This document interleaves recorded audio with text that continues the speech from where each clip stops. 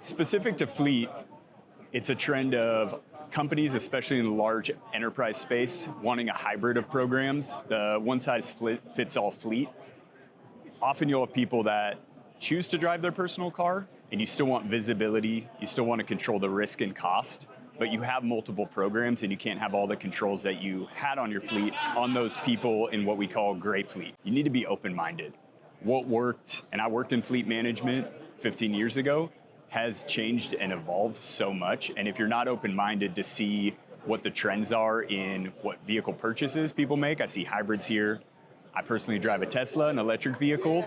That might not have been offered in your fleet. It still might not be, yet for employee engagement, for cost, for spend, those actually might be vehicles that you need to insert, and there's different ways to do it in a hybrid program. When you're looking at what's on your spreadsheet with an FMC, or maybe if you're doing it internally, but once somebody chooses to drive a personal vehicle, the company gets nervous sometimes, and they don't understand if they can control insurance, risk, liability, costs.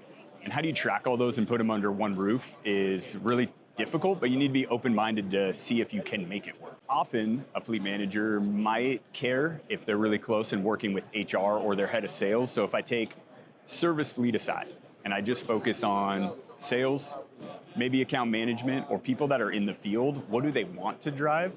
And have I allowed them to drive something that fits their lifestyle? Or have I looked at just what my procurement and finance wants and just looking for ways to drive that cost down through cheapest vehicle selection, through raising my personal use chargeback? How do I accommodate both those things for employee engagement? People in fleet manage the metal really well.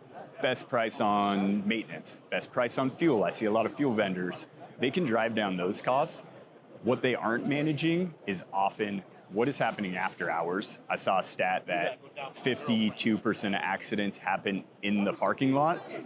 They didn't happen in the parking lot, and that driver knows what happened, but when it's in a fleet car, you don't know. So I would call that one part you don't see. The other part you don't see would be around the vehicles you don't manage.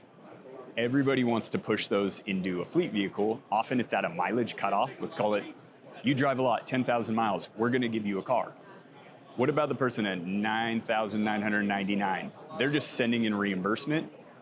That's what our company hopes to do, is capture insurance, control the risk, and make sure that those people have the same visibility as the people that you manage every day, 24/7 in the fleet vehicles.